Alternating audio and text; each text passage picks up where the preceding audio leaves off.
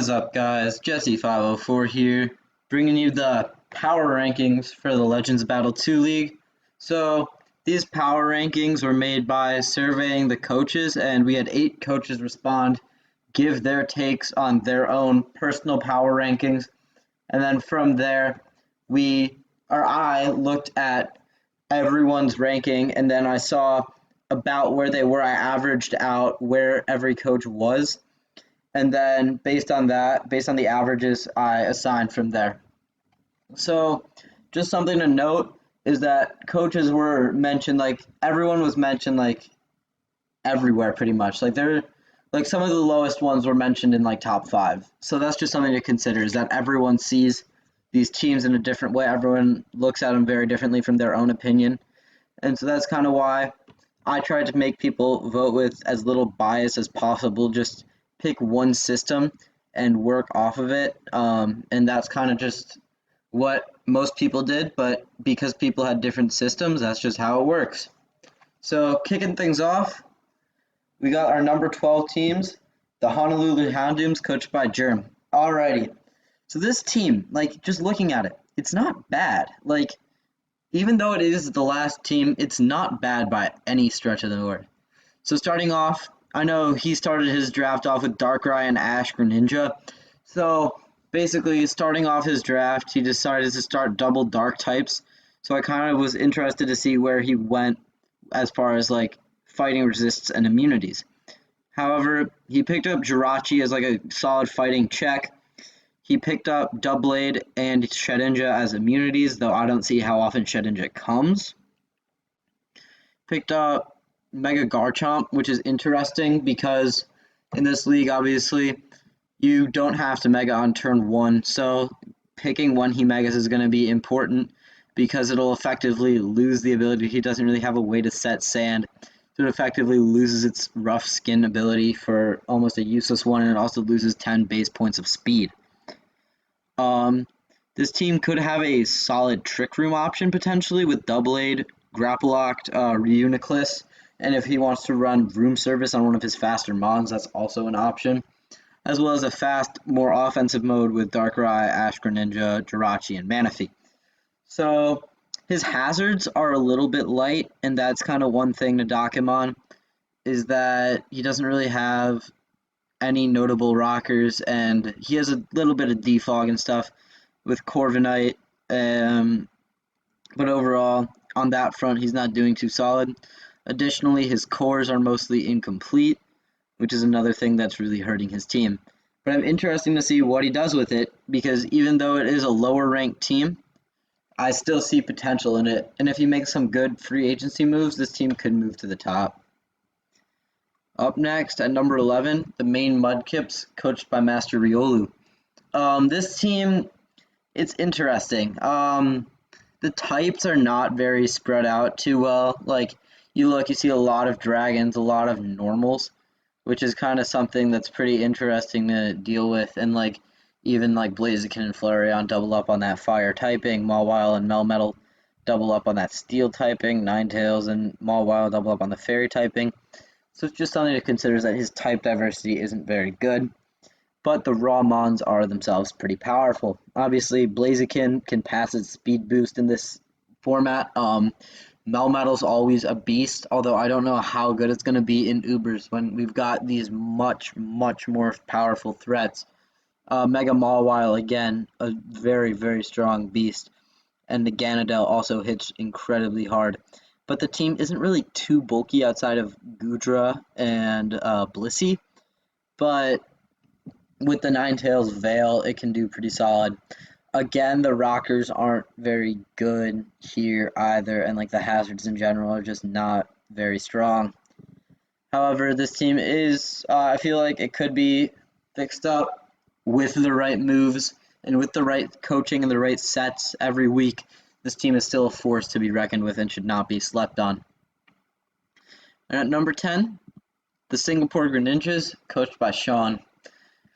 Sean, I love what you did with your team, grabbing Yveltal early on and Tapu Lele, who we decided to put in Tier 2, which was a very, very solid pickup. Additionally, Deoxys Attack, Giratina Altered, make for a very strong offense-defense pairing right there, because Deoxys attack cannot take any hit whatsoever.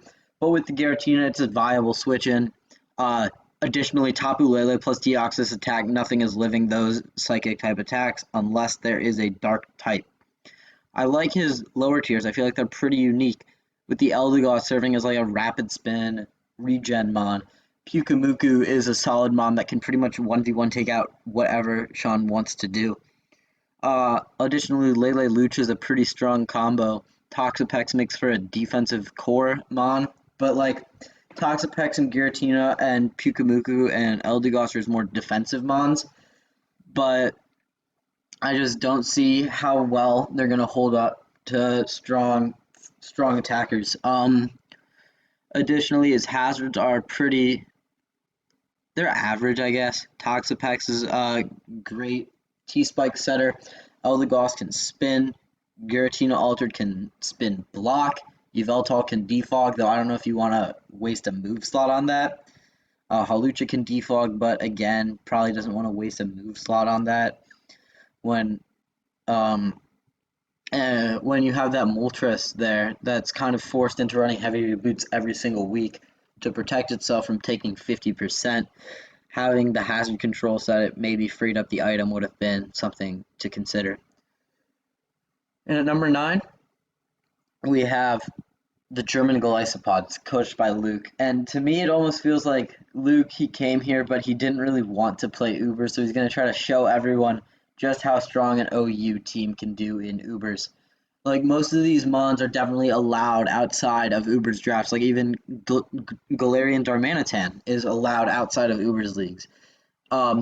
Mega Bayonet was a very viable pick, in my opinion. It gave him 100 more free points, which was something to consider, and it allowed him to grab Dragapult, Nihilego, Kartana, and Necrozma from those free points, allowing him to have one of the most strong free point cores. He doesn't really have, like, those weak links. Like, you have to prep for every single member on his team every week, because any one of them could come any week. Although the Mega Bayonet, again, is not the strongest, it is a very good support Prankstermon.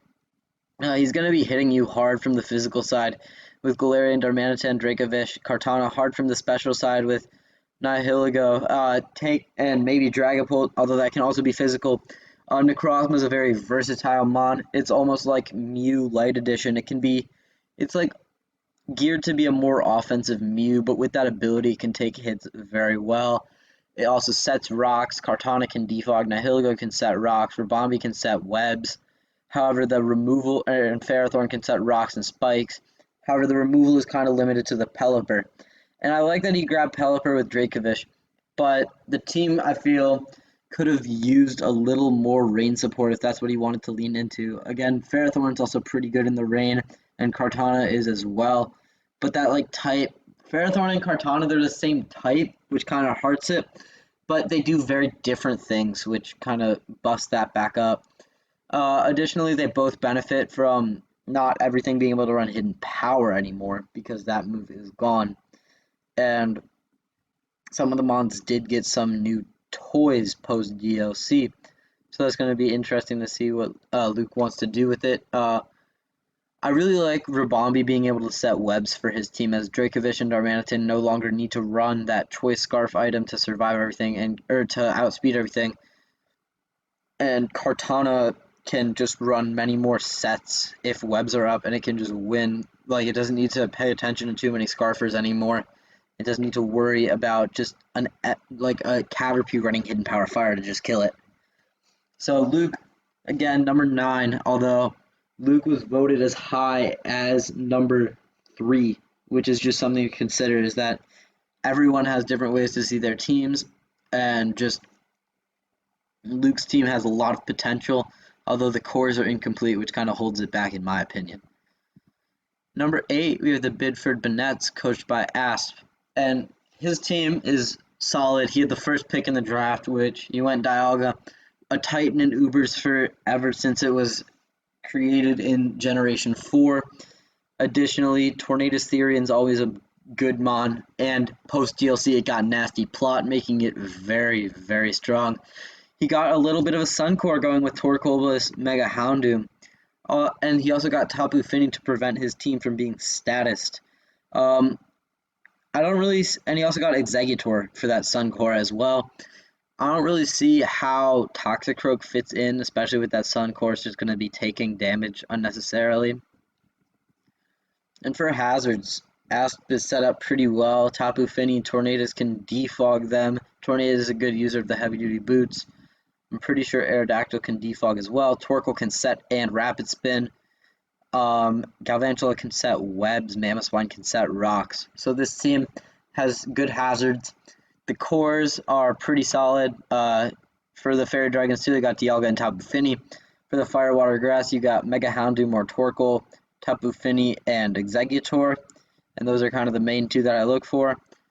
This team has a good spin blocker in Mimikyu and a Mon in Mimikyu that, with that disguise ability, although there are some Ubers like the Gen 5 legendaries running around with their abilities that don't care about disguise, Mimikyu can still come in and take any one hit and set up and then fire back like a Shadow Sneak or a Shadow Claw to just do big damage regardless of what the first hit would have done. It just does a 12% and it can't be statused either. So again, I keep saying it a lot. This team is very solid, even though it's in the lower half of the rankings. No team is really too bad in this draft. Everyone, I feel like, was on equal footing, and there were just some small things that each coach could have done a little bit better. So coming in at number 7, the Dubai Dragon Raiders, coached by Sir Kill. And this team is where I feel like 7 through, I kind of found that the teams were in 2 tiers between 12 through 8 and then 7 through 1, where 12 through 8 they were all grouped up together, and I kind of had a hard time picking between them, but none of the teams up here would have held a candle to those teams. None of those teams were ever considered for the bottom 8 spots nearly as frequently as the others. And so the Dubai Dragon Raiders, coached by Sir Kill, this is where I feel like the teams start to get really strong. Mega Scizor got really strong starting off this generation with the addition of its new moves in Psycho Cut and Cross Poison, as well as the removal of Hidden Power. Marshadow steals boost. You can't set up against Sir Kill without fearing that Marshadow will come in and it'll use Spectral Thief and just take everything that happened. Tapu Bulu got a bunch of new toys this generation, including Play Rough and High Horsepower, so it doesn't even have to worry about its own terrain to fire off a strong ground move. Suicune is really solid as a Pokemon. Same thing with Sylveon. Ditto. Oh my god, in Ubers this thing is scary. It basically just gave him a free extra Uber in the tier 4 slot. Miltank can set rocks and just do... it's pretty versatile as a tanky Mon. We all remember Whitney's Miltank and being annoyed by it, and I feel like Miltank has that potential even to this day. Eternatus, this is a great legendary. Poison Dragon typing is phenomenal. Fairies can't wall it. Nothing really walls it. Steels can't wall it because it gets Flamethrower. It can recover. It can just do a lot as an Uber. And I'm surprised that this thing fell so far in the draft. It was on my board for a while until I settled that I didn't want another Mon weak to ground. Mew does everything. I'm not even lying. You can't prep for Mew. That's just a fact. You can't prep for Mew. It'll be doing something different every week. And that's kind of why I like this team so much, is that it's very versatile. Rotom Heat can defog. It's now the best Rotom form this generation, thanks to the heavy-duty boots. And so this team is going to be definitely one to reckon with, even though it's technically in the bottom half. This team could have the potential to finish first, and I wouldn't even be surprised. So up next, at number 6, we see the Ancient Absols, coached by Fujiki. So looking at this, Lugia and Clefable, that's really solid. Tangrowth adds to that. But other than that, and Hitmontop, I guess, adds to the bulky core. Then there's also this really strong offensive core with Mega Kangaskhan that can run Seismic Toss, deal 200 to every single Pokemon. Garchomp is really strong offensively. Magnezone can trap steals that other Mons like the Kangaskhan don't really want to deal with, that Clefable doesn't really want to deal with, but Magnezone can hold them there for a while. Chandelure can just do a lot of damage. It can be Scarf, it can be Specs, it just does a lot. Protean Greninja. Yeah, it does whatever it wants to do. It's always going to have stab. It can change its type to have an immunity. It can change its type when it just wants to set toxic spikes and go to a pretty viable defensive type. It's like you want to fire off a super effective grass hit. Well, now it's poison type and it's resisted. It can just U-turn out. Greninja is one of the most strong mons. I'm glad that we moved it to tier 1 from tier 2 where I originally had it. And Vaporeon is just a solid water immunity. I feel like every team needs one nowadays, or they at least look to have one. And now we're on to the top 5 with number 5, the Fallarbor Flames, coached by Monster. And yeah, this team is pretty monstrous. Mega is Mega Gyarados, so this thing can come in, it can set up as a Gyarados, still maintain a ground immunity, maybe get a Moxie boost or two, or Intimidate, and then it Mega evolves and it breaks the mold, it gets Dark type Stab, and it becomes grounded. Tier 1 Magearna, this thing is crazy. It's basically a Steel type that just has Fairy Stab and is just so strong. It hits super hard. It can set up in various ways. Then it can just nuke something with its floor cannon move, or with a flash cannon, then get a boost back up. Celesteela is a beast, like literally, it's an ultra beast. Very strong mon, offers great support for Monster's team. Just as starts off his bulky core with Cresselia and Galarian Corsola. Monster did also make a transaction, swapping that Rotom Heat there for an Incineroar, which gives him great momentum. Cresselia and Galarian Corsola act as a solid backup to that Celesteela in that defensive core. And I feel like this team, it's very defensive, but it also can pack a punch. You just have to be ready when Monster decides to send in his big threats. You have to be able to answer them without your answers having already been worn down by his walls. Rotom Heat, as I said, became Incineroar, which I understand. However, I still think it was very necessary for him to have a ground immunity, another one as well. Decidueye is very nice. It allows, it's a solid defog mon. I don't see it coming to too many games personally, but it can just do what it needs to do and what Monster needs it to do. It's a solid spin blocker as a ghost type. And so Decidueye, despite it being a low tier, it still has some purpose. And for his free pick, he grabbed, first of all, Zygarde Complete. Yeah, that thing's a monster.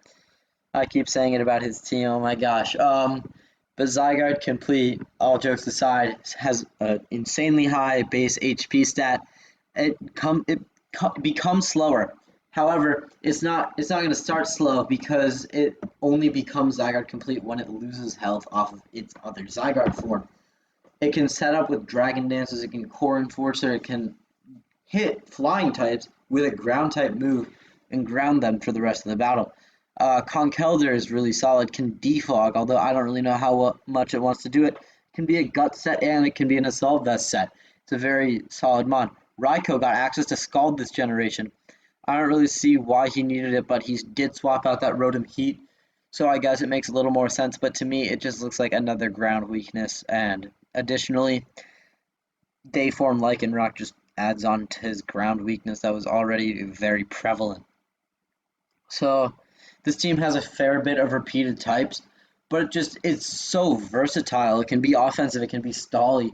Monster can just pretty much toy with his opponent because all 11 of these mods sort of meld together very well. Like, this is a high synergy team, and I really like what he built here. And at number 4, the Belfast Frostbite, coached by Liam. Liam built an amazing team, starting off with his Zamazenta. This thing is crazy good with that ability. Physical attacks don't really hurt it that much. Additionally, body press becomes much stronger. It has strong coverage. It can be a choice band set and do a ton of damage. He also grabbed some more Ubers and Arceus, which he decided to choose fire typing, making it weak to rock, which is one of the things that I would critique. Personally, I would have changed its type. and Xerneas, which got access to player off this gen, so it can be a physical or special attacker.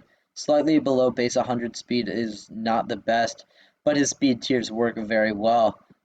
Mega Tyranitar sets sand, which doesn't really help his team too much, but it doesn't really hurt, and it can be past speed from his Scolipede and become a threat, or it can Dragon Dance and become a threat on its own. Latias is very strong as a dragon psychic type, pretty quick, pretty versatile. It can be offensive. It got access to a couple new moves in Aura Sphere, Mystical Fire, and it can also be physical. It got access to Dragon Dance. Gliscor really strong with the removal of hidden power. It can also be a great form of hazard control itself. Bronzong can set rocks. Rotomo can defog. Cloyster, you just have to be conscious of it in the back of the party until it decides to shell smash. Then just destroy your team. It can also be King's Rock and annoy you, like just come and flinch you every turn with those multi-hit moves. Lapras can just Perish Trap something. And basically, it's one of those mons that, again, it can 1v1 most mons. And that's something that you want to look for in Ubers, is like, Lapras could be a niche check to one of his opponent's Ubers and just 1v1 it, and you trade your Lapras for their crazy threat, big cover legendary, and you think that you're coming out ahead in that deal. And so Liam's team is very strong, very versatile, not too many repeated types, if any. Let me just comb over it real quick. Yeah, he has a little bit of psychic repetition with the Bronzong and the Latias, water ice repetition with Cloyster and Lapras, but not too much repetition. He has a solid ground immunity in Rotomo, which helps out his Arceus Fire. He has a fair bit of removal, but not enough for me to really justify Arceus Fire too much over a different Arceus form that we did allow, like Arceus Electric. So, coming in third place, we have the Vegas Vulpix, coached by Awkward Vulpix. And this team, this was my number one. Mega Lucario, Mewtwo, Heatran, Grimmsnarl, Mandibuzz, Amoonguss, Seismitoad, White Kyurem, Silvally, Zapdos, and Jellicent. This team does it all. Mega Lucario and Mewtwo and Kyurem White form a great core for offense. Mega Lucario, I feel like it can pretty easily get outsped in O-Code, but if it doesn't, it just starts doing damage.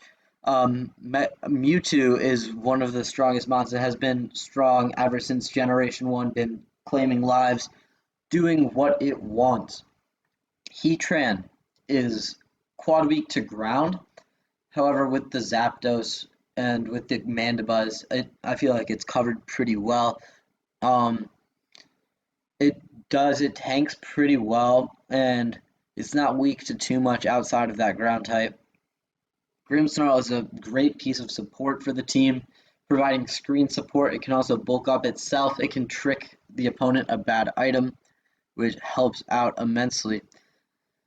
Next up is Mandibuzz, which is great as a defogger with heavy duty boots. It can U-turn out. It's a good momentum piece. It can come in, take a hit, switch out, and that's kind of what you're looking for sometimes. Up next is Amoonguss. This is a mon. Thank God there's a sleep clause, because otherwise this thing would be busted.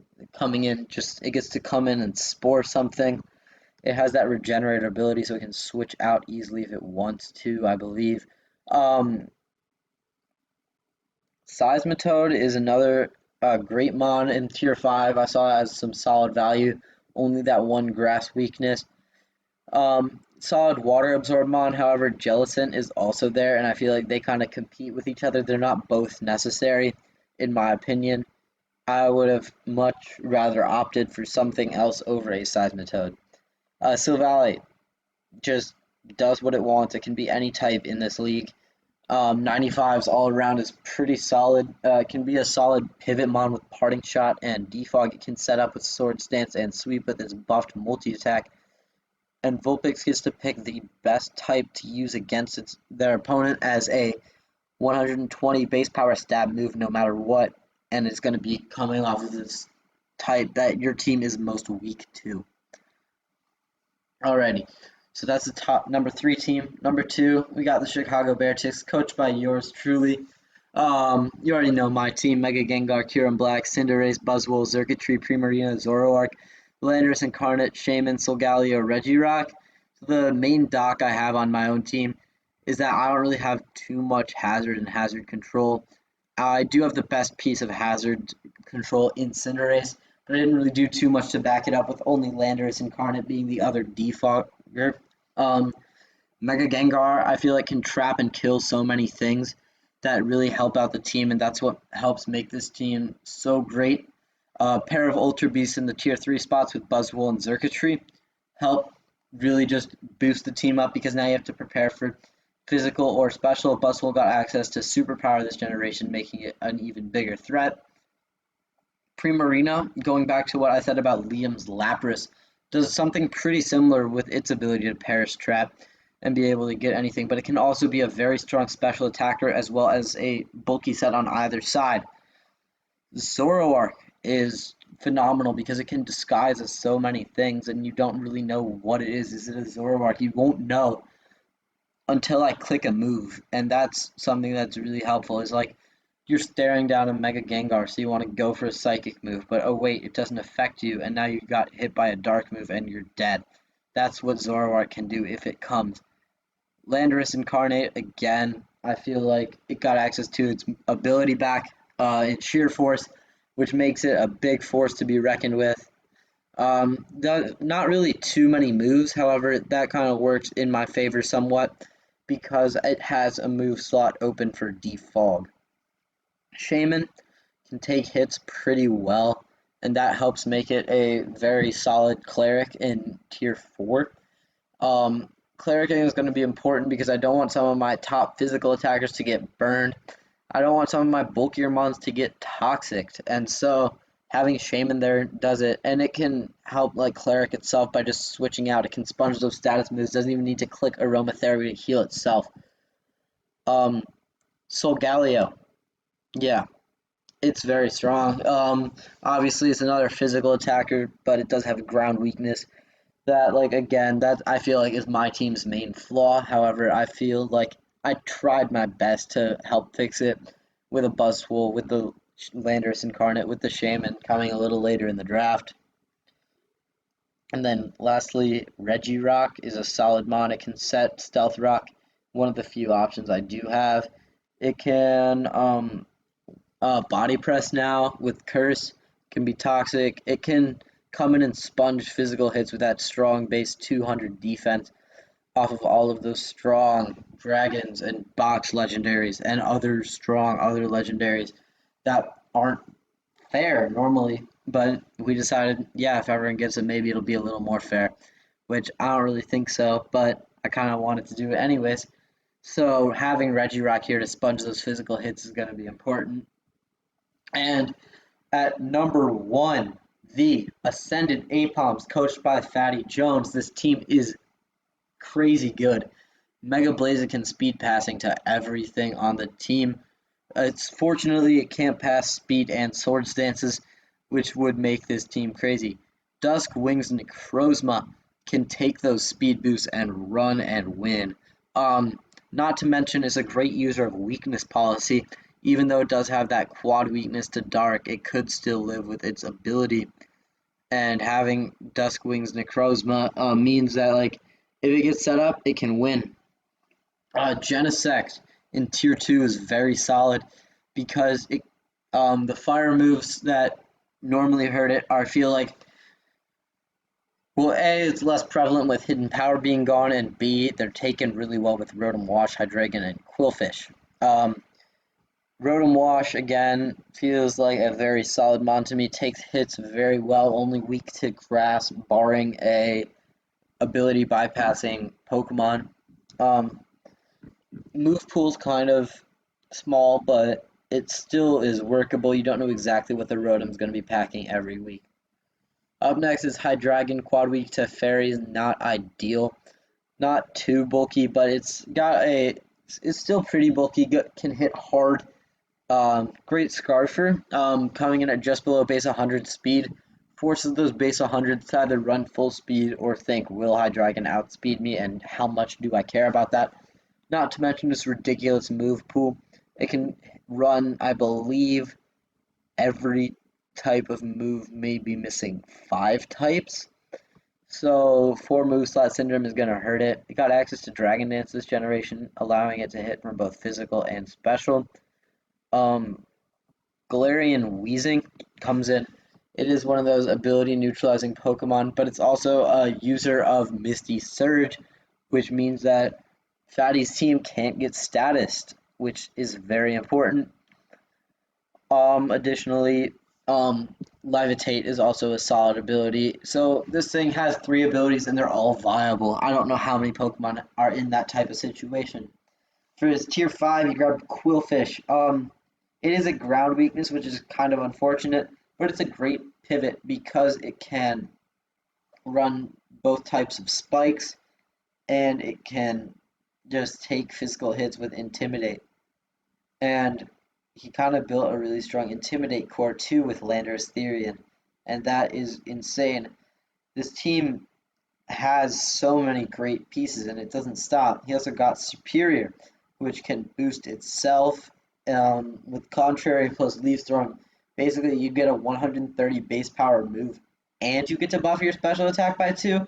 Like, that thing is crazy. It's also very fast and pretty bulky. So, it's fast, bulky, hits hard, boosts itself. What more could you want? Stack attack up, body press. That's all I need to say. But seriously, this thing fires off some of the strongest body press is in the game, especially after those beast boosts go up and it starts boosting its defense. You're going to need a strong special move or a strong fighting move if it's not running Choppleberry. And last but not least, Lycanroc Dusk, one of the best mons in post DLC. It got access to so many more moves that help get boosted even more by its Tough Claws ability, making the Ascended Aipoms, I feel, the #1 team in this draft. So that was our take effectively on the tiers or on the teams and my commentary based on like what I thought about them. But if you disagree, if you have any suggestions, leave them in the description or leave them in the comment section below. Leave a like and subscribe. Jesse504 out.